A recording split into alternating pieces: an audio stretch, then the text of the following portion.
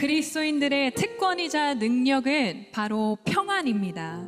죽음 앞에서 편안할 수 있는 능력, 질병의 문제 앞에서 평안할 수 있는 능력, 자녀의 문제 앞에서 평안할 수 있는 능력, 재정의 문제 앞에서 평안할 수 있는 능력, 돈으로는 살 수 없는 오직 위로부터 주어지는 평안입니다.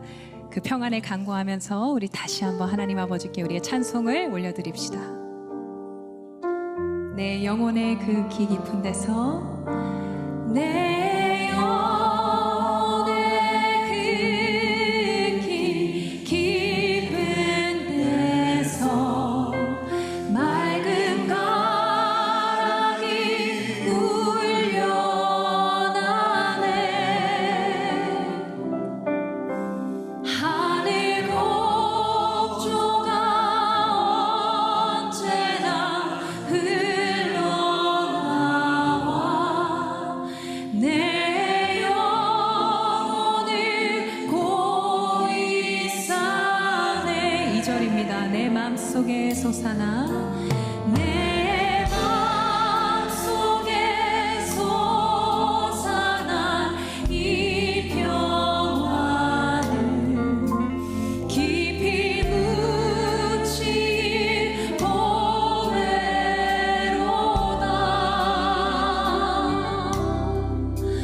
나의 보화를 캐내어 가져갈 자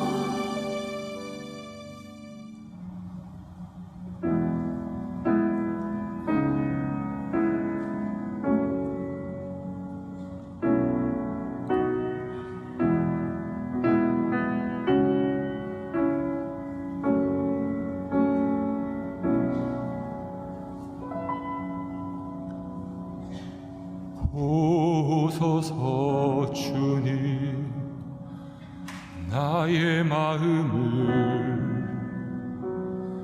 선한 것 하나 없습니다. 그러나 내 모든 것 주께 드립니다. 사랑으로 안으시고 날 새롭게 하소서. 주님 마음 내게 주소서.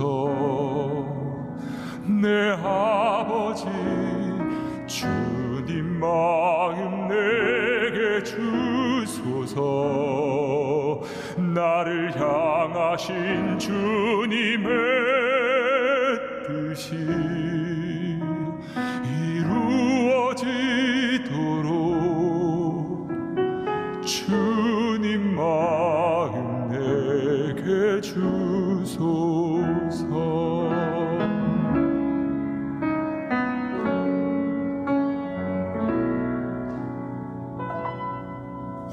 보소서 주님, 나의 마음을 선한 것 하나 없습니다.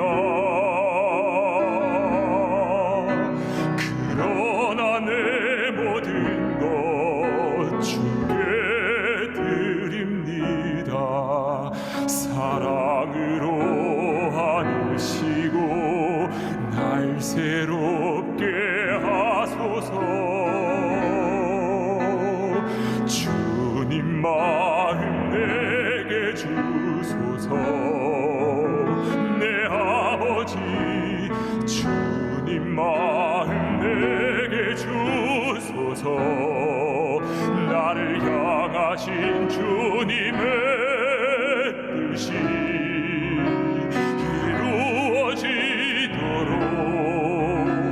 주님 마음 내게 주소서. 내게 사랑을 가르치소서. 당신의 마음으로 용서하게 하소서. 주의 성령 내게 채우사 주의 길 가게 하소서. 주님, 당신 마음 주소서.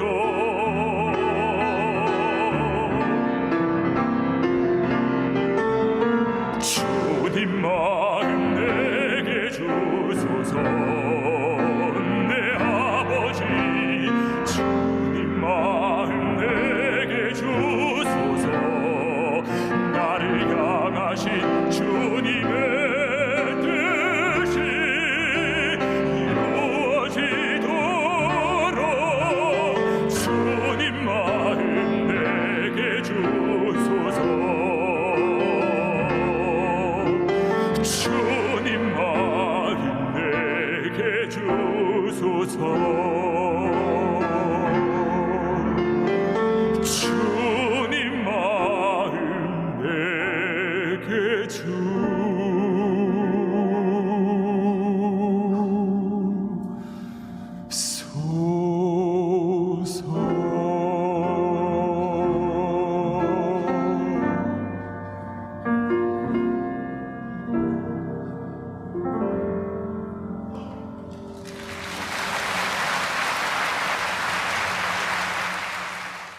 오늘 우리에게 주시는 하나님의 말씀은 요한복음 14장 27절입니다. 요한복음 14장 27절입니다. 평안을 너희에게 끼치노니 곧 나의 평안을 너희에게 주노라. 내가 너희에게 주는 것은 세상이 주는 것과 같지 아니하니라. 너희는 마음에 근심도 하지 말고 두려워하지도 말라. 이는 살아계신 하나님의 말씀입니다. 아멘.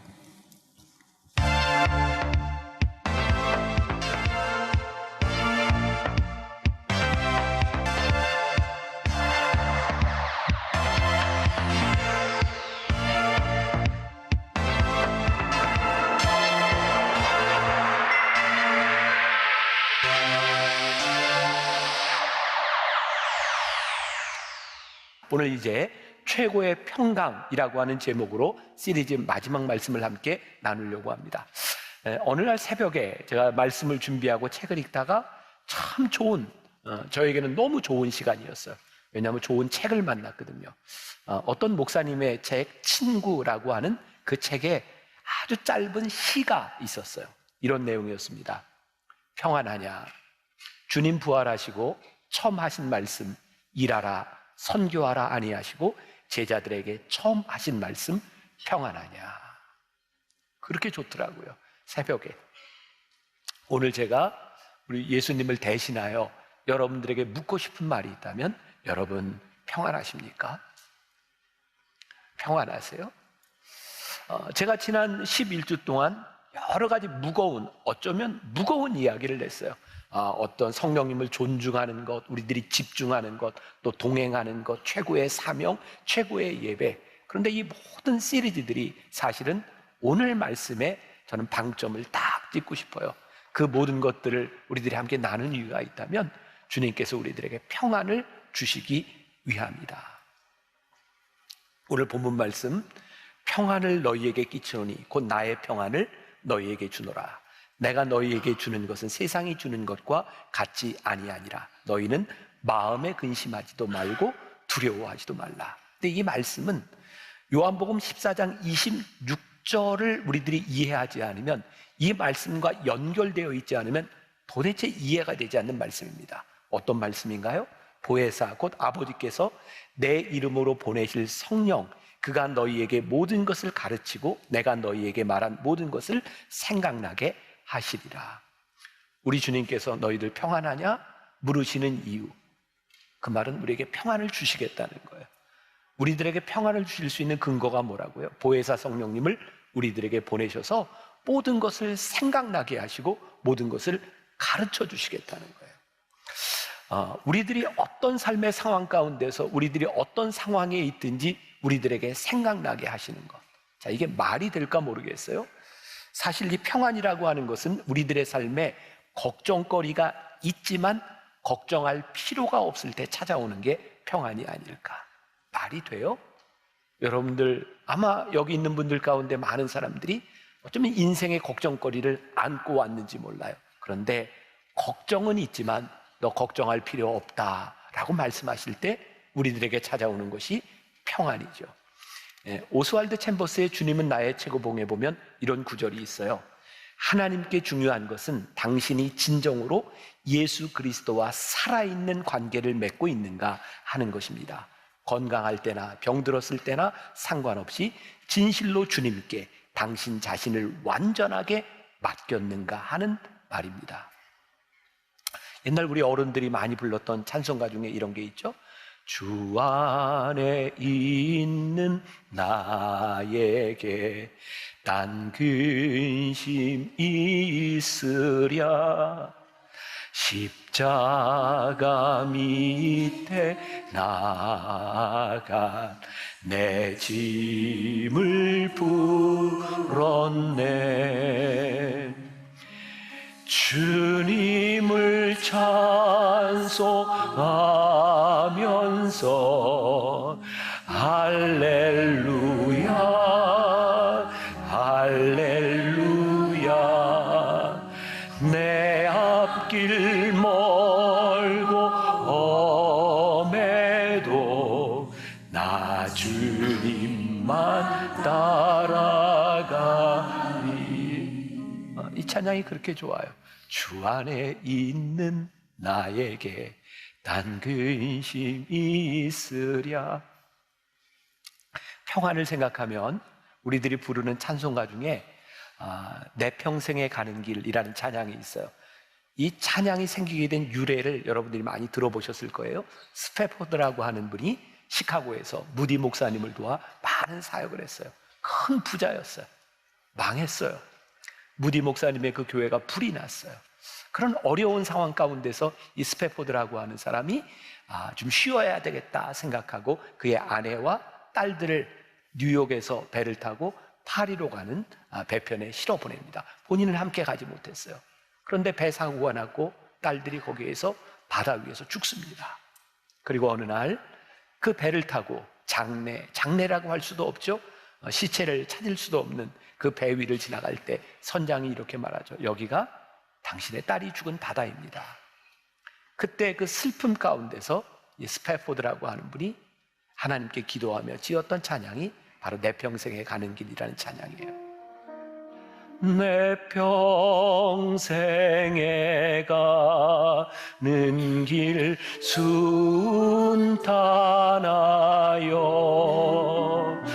늘 잔잔한 강 같든지 큰 풍파로 무섭고 어렵든지 나의 영혼은 늘 변하다.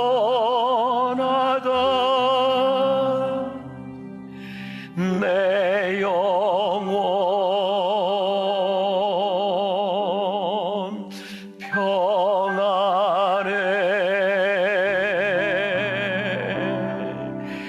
내 영혼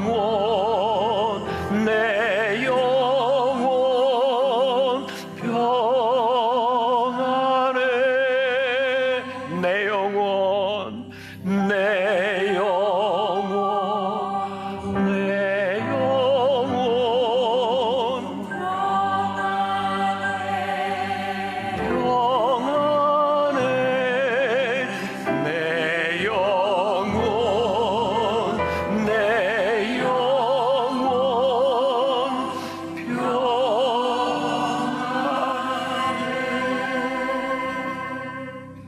사랑하는 여러분, 평안하세요?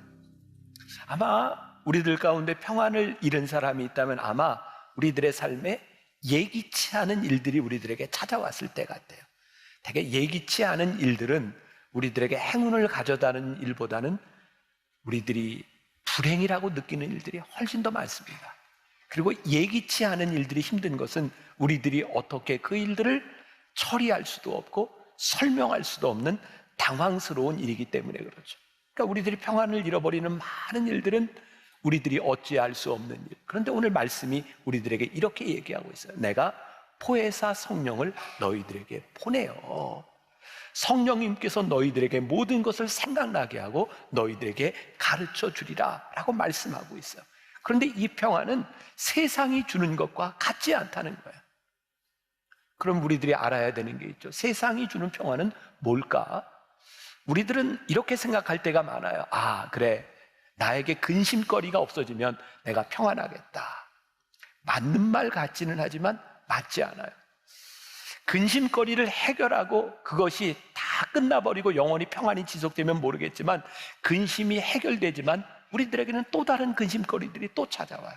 그러니까 세상에서 생각하는 것처럼 근심거리를 해결한다고 우리들이 평안할 수 있는 것 같지는 않아요.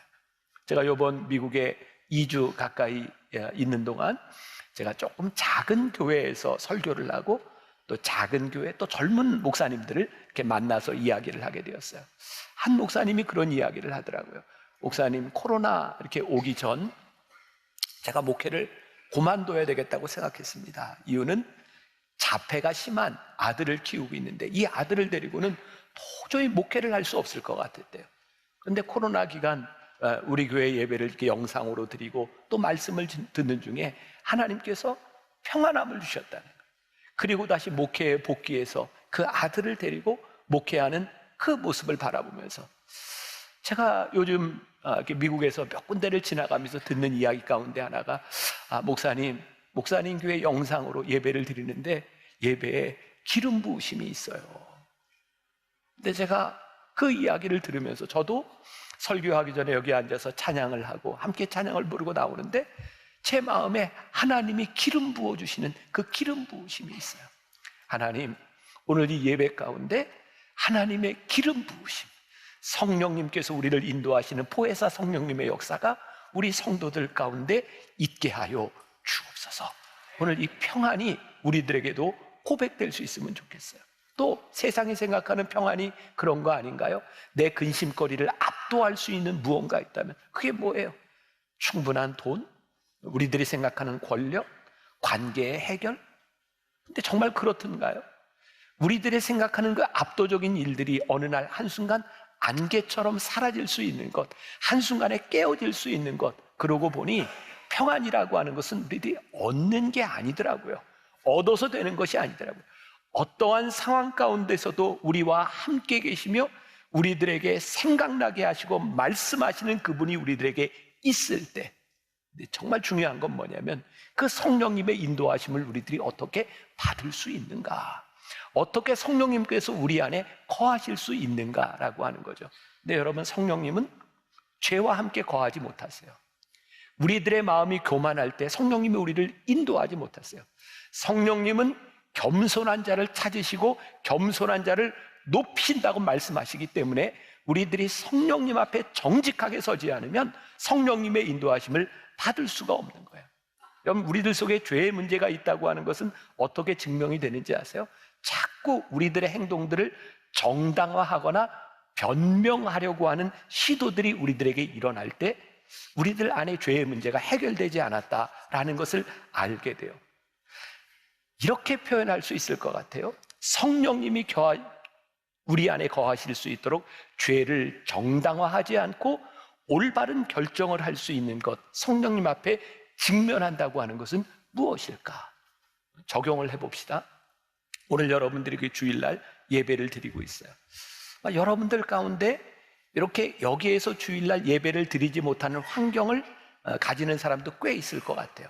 여러분들 중에는 한 번도 주일을 빠지지 않고 예배를 드려라고 하는 분들도 있지만 여러 가지 이유로 교회에 빠져야 할 상황들이 있을 것 같아요. 근데 여러분들이 그런 얘기를 참 많이 들었잖아요. 대개 목사님들이 여러분들 주일 성수하세요. 주일 성수가 뭐예요? 여러분들이 다니는 교회, 그 교회 예배 자리를 지키세요. 이런 이야기들을 들었을 것 같아요. 근데 저는 그런 설교를 하는 목사님들을 보면 참 나쁜 사람이다, 이런 생각이 들 때도 있어요. 왜? 목사님은 어디 나가서 설교도 하고 선교도 하고 그러면서 왜 교인들한테만 자기 교회 자리를 지키라 그래? 뭐 이렇게 생각할 수도 있어요.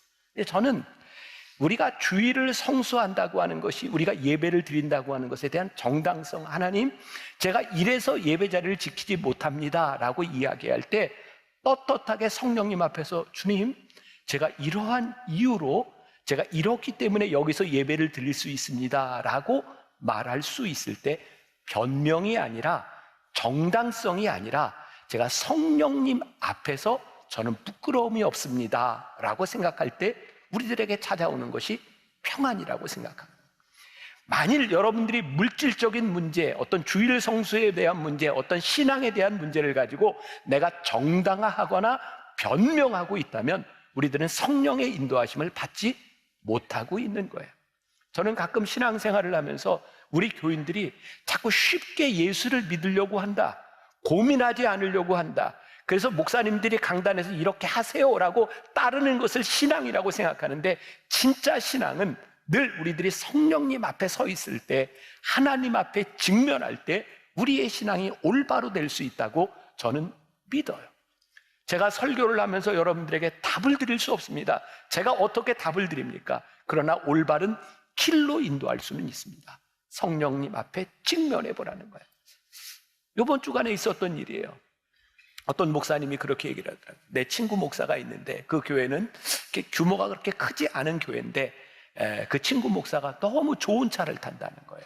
그래서 친구가 한 번은, 야, 너 그렇게 그 과하게 그런 차를 타도 되겠냐? 그러니까 그런 차가 뭔지는 여러분들 머릿속에 그냥 상상하면 돼요. 아, 그런 차를 타도 되겠냐? 그랬더니 친구가 이렇게 얘기해요. 글쎄, 나는 진짜 이 차가 타기 싫었거든. 근데 장로님이 타라는 거야. 그러면서 이렇게 정당성을 이야기를 하더라는 거죠. 제 생각엔 안 타려고 하면 얼마든지 안 탈 수 있어요. 그런데 장로님이 이렇게 해서 탔다고 하는 이야기는 내 속에 자꾸 정당화하려는 변명이 내 속에 있다는. 자, 제가 목사님의 예를 들지만 여러분들은 여러분들 안에 여러분들의 신앙의 문제가 여기 대입돼야 되는 거예요. 근데 저도 어떤 목사님의 이야기를 하다 보니까 저를 돌아보게 되는 거예요. 올 연초였어요. 저도 이제 교회에서 이렇게 타고 다니는 차를 사주는데, 제가 이제 공적으로 다니는 차 카니발을 탑니다. 근데 카니발이 종류가 많더라고요. 가격대도 다르고. 제가 관리 부장을 맡고 있는 장로님한테 제가, 장로님, 이 차는 사면 안 됩니다. 그런데 저한테 허락도 안 받고 그 장로님이 카니발 중에 제일 좋은 차를 샀어요. 좋아요. 그런데 그게 제 속에는 자꾸 변명거리가 되는, 그게 뭐예요? 내가 내 마음 속에 있는 생각과 내가 마음이 편한 것과 몸이 편한 것, 내 안에서 이 이중성들이 있는 거예요. 왜 저만 그런가요? 우리들에게 평안이라고 하는 것은 성령님 앞에서 정직하게 우리들이 인도함을 받을 때 우리들에게 찾아오는 것이지, 내가 만일 변명하고 있다면. 지지난주에 제가 이런 말씀을 드렸어요. 하나님을 사랑하면 너희가 계명을 지키리니. 우리가 계명을 지키지 않고 살아가는 이유는 뭐예요? 하나님을 사랑하고 있지 않다는 증거. 내가 주님을 사랑하면 우리들이 지켜야 될 것이 명확해지는 것. 그리고 이번 12주를 오는 동안 제일 많이 여러분들과 나누었던 말씀 중에 하나가 누가복음 9장 23절의 말씀이었어요. 너희가 나를 따라오려거든 자기를 부인하고 자기 십자가를 지고 나를 따를 것이니라. 평안은 내가 무언가를 변명하고 정당성을 부여하는 데서 찾아오는 것이 아니라, 내가 마땅히 져야 하는 것과 내가 감당해야 되는 것, 내가 부인해야 되는 것, 그 안에서 우리들에게 찾아오는 것이.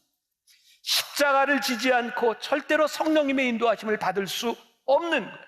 그래서 오스왈드 챔버스가 주님은 나의 제고봉에서 이런 말을 해요. 우리에게 문제는 죄를 포기하는 것이 아니라 자신에 대한 권리를 포기하는 것입니다. 하나님을 의지하지 않고 독립하려는 우리의 자연스러운 마음과 자기 주장이 바로 가장 많은 전쟁을 치러야 하는 부분입니다.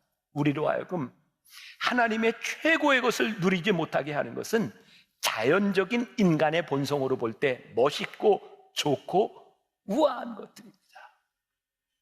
우리 육신의 본성으로 볼 때 멋있고 좋고 우아한 것들이 때로 우리들의 평안을 앗아갈 때가 많이 있다는 것. 정직하게 하나님 앞에 자신을 바라보는 것, 평안이 그 안에서 찾아온다고 하는 것. 저희 교회가 미디어 사역을 하면서 제일 많이 벤치마킹을 했던 교회가 미국의 크레이크 그로셸 목사님이 목회하는 교회입니다. 그분이 크리스천 무신론자라고 하는 책을 썼는데 그 책에 그런 내용이 있더라고요. 이 목사님이 목회를 하면서 어느 순간 자신을 보니까 성과를 올리려고 무언가를 더 많이 만들어내려고 노력하는 모습들, 그리고 그것을 스스로 인정하기까지 자기에게 평안이 없었다. 참 놀랍잖아요. 하나님의 일을 하고 목사가 목회를 하는데 성과를 내려고 하면서 잃어버린 평안에 대한 부분들. 저도 정직하게 보아야 되겠다는 생각이 들었고, 오늘 여러분들에게, 저는 제 이야기를 하지만 여러분들은 여러분들의 삶에 정직하게 성령님 앞에 서보라는 거예요. 코로나를 지나면서 저희 교회가 주일 예배 2개를 이렇게 없앴고, 그리고 더 만들지 않습니다. 코로나 기간 중이었던 것 같아요. 부활절 예배를 2번을 드렸어요. 2번 예배를 드리는데 너무 좋은 거예요. 나도 이렇게 은혜스럽고 평안하게 예배를 드릴 수 있구나. 그동안 4번, 5번 설교를 하면서 내 안에, 교인들이 모이는 이 모임 안에 얼마나 많은 사람들이 모여서 몇 번을 예배 드려야 하는 것 때문에 내 안에 잃어버렸던 평안을 하나님이 보게 하셨어요. 그리고 저에게 그런 소원이 생긴 거예요. 하나님, 저도 설교를 하고 예배를 인도하면서 이 예배 시간이 저에게 복되고 평안하고 기쁜 시간이 되었으면 좋겠습니다. 이것을 일반화해서 다른 사람들 모두에게 적용하려고 하는 것이 아니에요.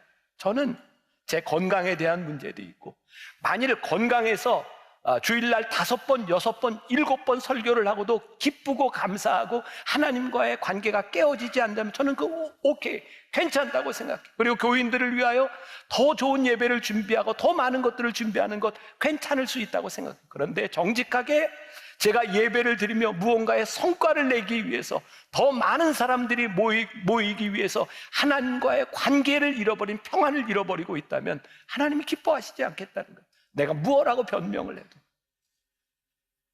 제가 만나교회 20여 년 목회를 하는 동안 제 삶에 가장 후회되는 지점이 하나 있어요.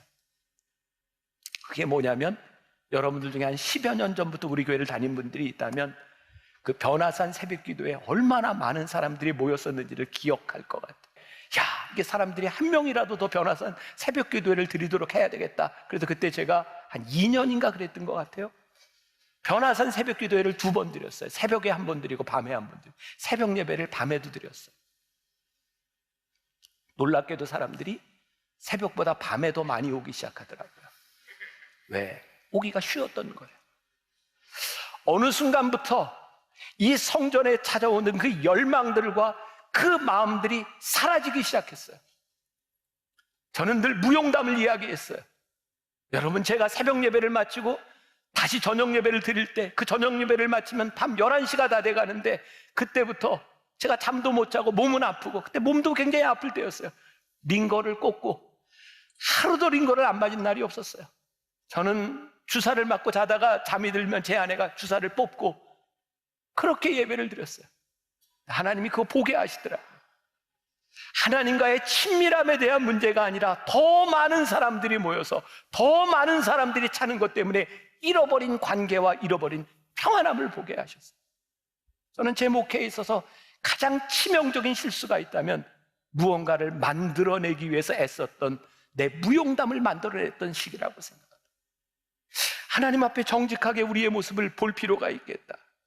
우리들이 하나님 앞에 열심히 일하며 평안을 잃어버리고 있다면 뭔가 잘못되어 가고 있는 것은 아닐까. 정직하게 말해서 우리가 평안함을 잃어버리는 많은 이유 가운데 하나는 서두름이 있죠. 하나님의 인도하심이 보이지 않아요. 하나님의 역사가 보이지 않아요. 조급해요. 조급함은 우리로 하여금 평안함을 잃어버리게 만듭니다.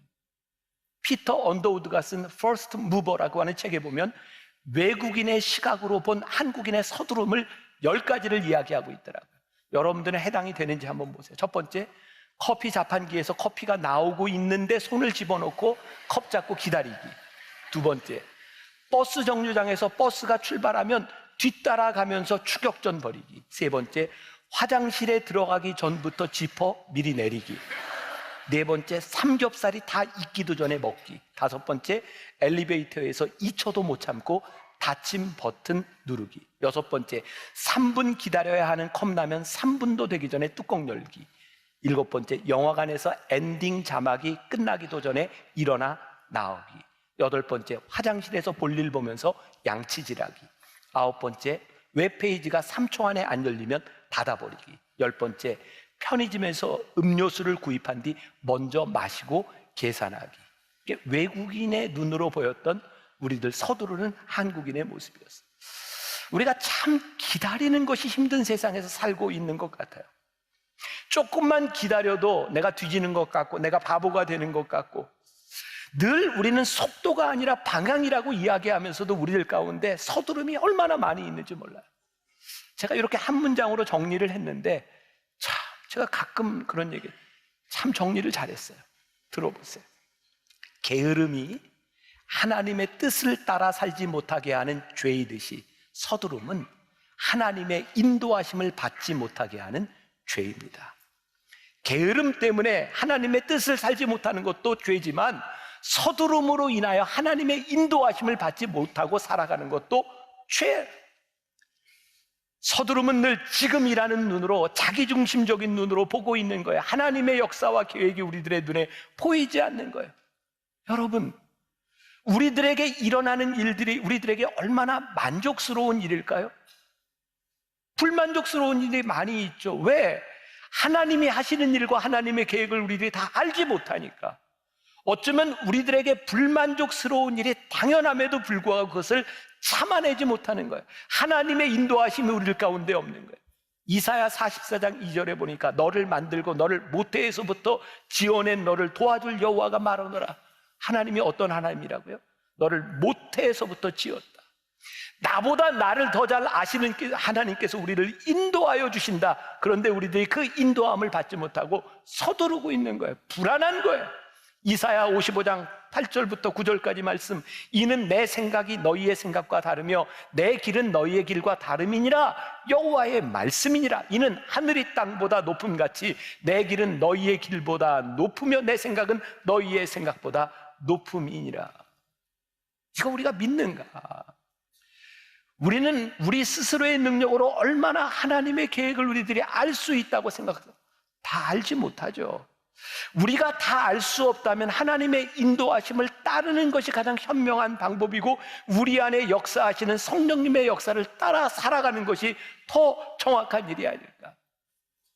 이번에 제가 미국에서 왔다 갔다 집회를 인도하는 중에 어떤 젊은 목사님들이 서로 저를 이렇게 라이드를 주겠다고 이렇게 이야기들을 해요. 여러분들은 제가 여기 있으니까 그렇지 밖에 나가면 저 서로 막 운전해 주려고 그러는 사람들이에요. 근데 그 젊은 목사님들이 왜 그러냐면 저하고 이야기를 더 하고 싶은 거예요. 저 얘기하고 싶어요. 여러분들은 매주 보지만. 그런데 한 젊은 목사님이, 제가 교만한 거 아니고 농담한 거예요. 네. 젊은 목사님이 저한테 지금 본인이 하고 있는 목회에 대한 고민, 나에겐 이런 열정이 있습니다, 이렇게 고민을 하더라고요. 목사님이라면 어떻게 하시겠어요? 제가 이렇게 대답을 했어요. 목사님, just do it. 하나님이 마음을 주시면 하세요. 그리고 그 다음에 하나님이 막으시는지 하나님이 인도하시는지를 보세요. 그리고 하나님의 인도하심을 받는 겁니다. 우리의 계획대로 모든 것이 되는 것이 아니라 하나님께서 우리를 인도해 가신다면 just do it. 그리고 하나님의 인도하심을 기다리며 살아가는 거예요. 오늘 우리들에게 잃어버린 평안함, 우리들이 만족하지 못하는 많은 일들, 하나님께서 우리들에게 주신 사명들, 그 모든 것 가운데서 우리들이 의심과 불안이 있다면 우리들이 성령님의 인도하심을 받고 살고 있지 못하기 때문이죠. 저에겐 그런 생각이 들었어요. 하나님, 우리의 삶에 하나님을 하나님으로 부를 수 있는 것이 너무 큰 축복입니다. 아버지, 하나님을 내가 아버지로 부를 수 있는 것이 너무 큰 은혜입니다. 지금 내가 알지 못하고 이해하지 못하고 설명하지 못하는 이 일 가운데서 하나님을 아버지라 부를 수 있는 것이 나에게 얼마나 큰 축복인지 모르겠습니다. 혹시 여러분들 가운데 하나님께 화가 나는 사람이 있으세요? 근데 오늘 이 시간 우리가 하나님을 아버지라 부를 수 있어 참 너무 감사해요. 하나님을 아버지라 부를 수 있는 것이 우리들에게 얼마나 큰 축복인지 몰라요. 우리에게 저 조그만 어린아이만한 그런 믿음과 마음이 우리들에게 있는가. 참 좋은 찬양이 있는데 제가 우리 교회 최고의 싱어송라이터 우리 나요한 목사님한테 좀 불러달라 그랬어요. 한번 가사를 생각하면 우리 한번 들어봅시다. 하나님에겐 참 두려운 게 많습니다.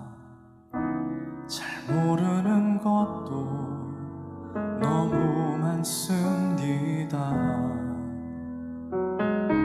부끄러운 일을 헤아릴 수도 없고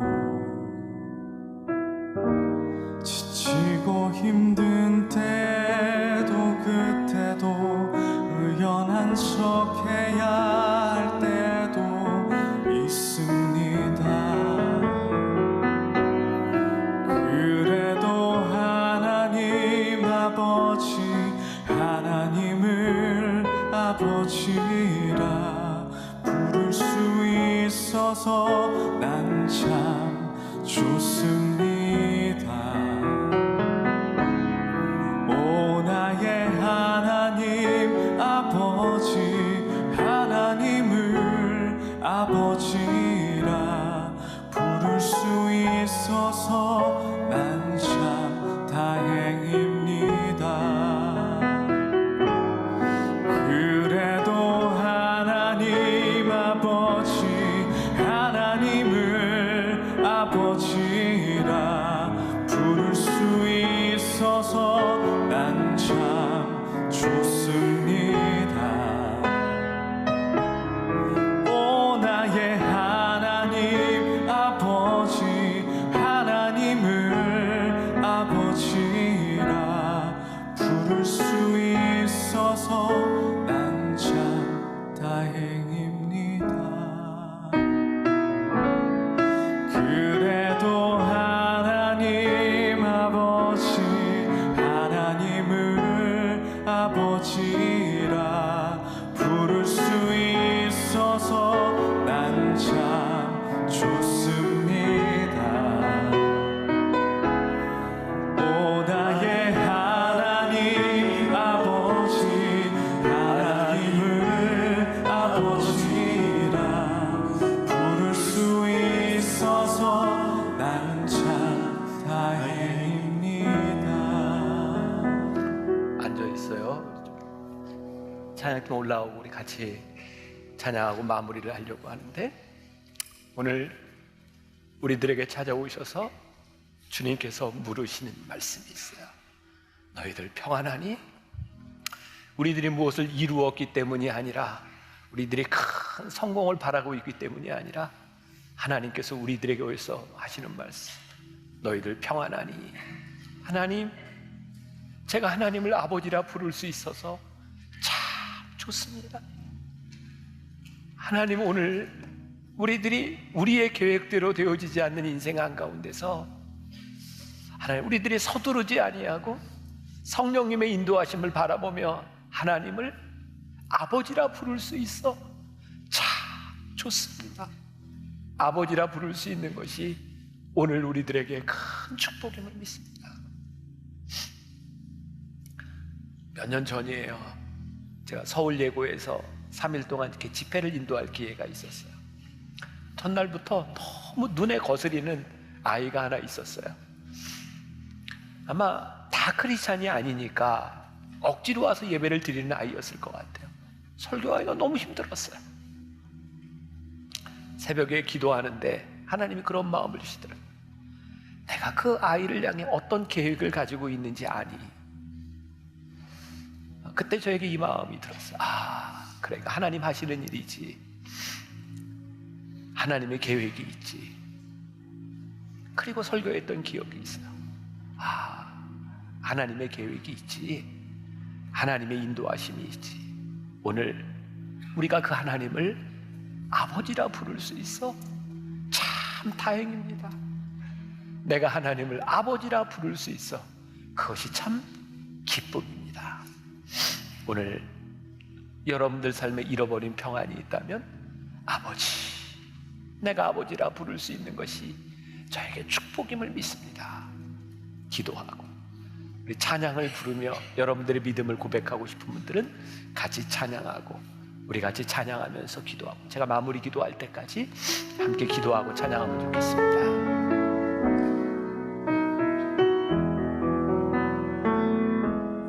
하나님 제게 참 두려운 게 많습니다. 잘 모르는 것도 오늘 이 예배 가운데 나온 너무 우리의 인생의 두려움, 하나님 우리의 연약함을 안고 그런 일을 헤아릴 수도 내 속에는 참 부끄러운 것들이 많이 지치고 힘들 하나님 앞에 때도 그때도 의연한 척해야 할 때도 있습니다. 내가 하나님을 아버지라 부를 수 있어 참 감사합니다. 그래도 내가 하나님을 아버지라 부를 수 내가 하나님을 아버지라 부를 수 있는 것이 내 인생의 목표다. 수 있어서 우리 사랑하는 성도들 가운데 오늘 평안을 이루어 아버지 하나님, 하나님 앞에 나온 사람, 오 나의 하나님 아버지, 내가 평안하냐고 부르신 하나님의 부를 수 있어서 난 참 아버지 하나님, 하나님 다행입니다. 아버지의 이름을 그래도 내가 아버지라 부를 수 아버지 나에게 하나님을 내가 아버지라 부를 수 있는 것에 부를 수 있어서 난 참 좋습니다. 오 나의 하나님 아버지, 하나님을 아버지라 부를 수 있어서 난 참 다행입니다. 그래도 하나님 아버지, 하나님을 아버지라 부를 수 있어서 난 참 좋습니다. 오 나의 하나님 아버지, 하나님을 내 아버지라 부를 수 있어서 난 참 다행입니다. 오 나의 하나님 아버지, 하나님을 아버지라 부를 수 있어서 난 참 좋습니다. 오 나의 하나님 아버지, 하나님을 아버지라 부를 수 있어서 난 참 다행입니다. 두려움과 불안과 잃어버린 평안 가운데 내가 오늘도 하나님을 아버지라 부를 수 있어 참 좋습니다. 하나님의 인도하심과 하나님의 계획하심을 내가 고백할 수 있어 참 좋습니다. 오늘 우리들에게 찾아오셔서 평안하냐, 사랑하는 아들아, 사랑하는 딸아, 평안하냐 물으시는 주님의 물음을 듣고 예 하나님, 제가 평안합니다 대답하며 담대히 이 세상으로 나아갈 수 있는 우리 믿음의 성도들이 되게 하여 주옵소서. 지금은 우리 주 예수 그리스도의 은혜와 하나님 아버지의 무한하신 사랑과 성령의 인도하심이 하나님을 아버지라 부를 수 있어 참 좋습니다 고백하며 나가는 당신의 사랑하는 모든 백성들 위해 지금부터 영원까지 함께 하시기를 간절히 축원하옵나이다. 아멘. 지금은 선교 헌금 시간입니다. 이 예배를 통해 삶 가운데 은혜와 회복이 충만하시길 간절히 기도합니다.